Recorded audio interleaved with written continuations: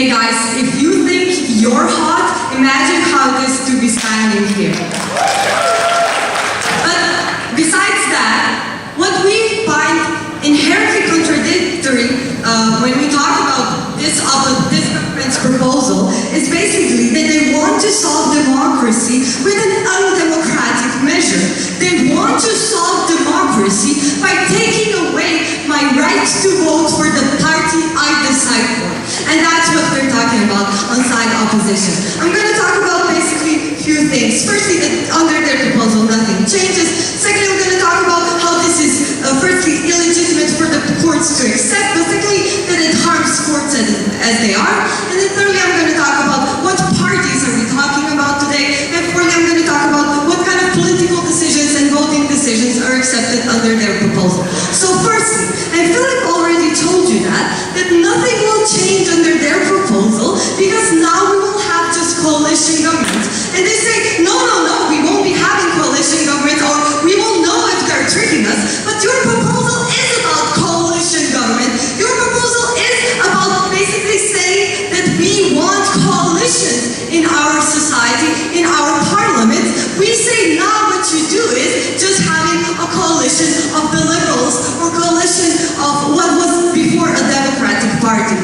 Secondly, courts. Firstly, Philip already talked about why is it not legitimate to basically for the court to make a decision about who will run the country instead of me. We say we have democracy because we say that it's the people that should decide how their country will be run.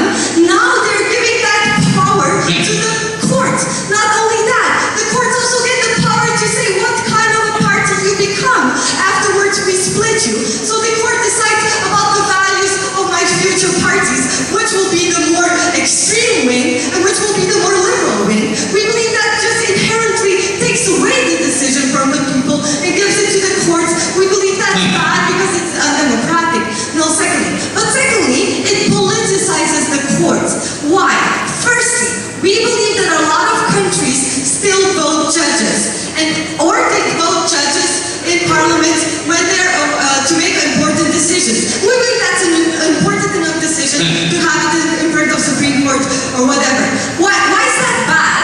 Because that will politicize them even further on, but it will also appear that the decision is illegitimate. Do you really think I, as a Republican, will say, oh, it is because my party is a monopoly that it was split? No, it was because the stupid Democrats voted against me. That will inherently make the decision illegitimate. And guess what?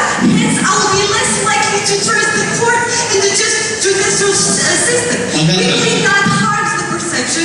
We believe that harms the system. Secondly, but even if the judges are not appointed and are these objective people in our society, we believe it will create resentment when I, as a hillbilly Joe that votes Republican, now see that this court is destroying my party. We believe that inherently harms the perception and how these people accept the court. We believe that's bad. Closing. The motion says these parties have been dominant for so long. Why do you think that this dominance has lasted for so long for these solitary parties? Why do these parties, why are they dominant for so long instead of just attacking the feasibility? Okay, thank you. That's exactly what I'm going to talk about right now. What kind of parties are we talking about right now? Because what we can get from opening is that people just cannot imagine alternative, and hence, because they're getting the same picture, the same person all the time, they of course vote only that person. We believe that's firstly a blatant lie, and it undermines our perception. How do we vote? It's not that I vote for the person just because I get him in the media all the time.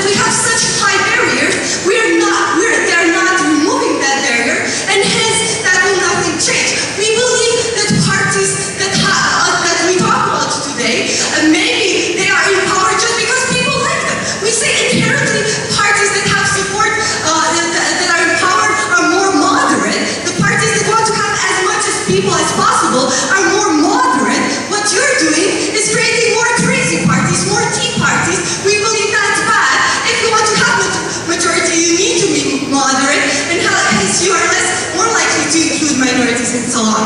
But also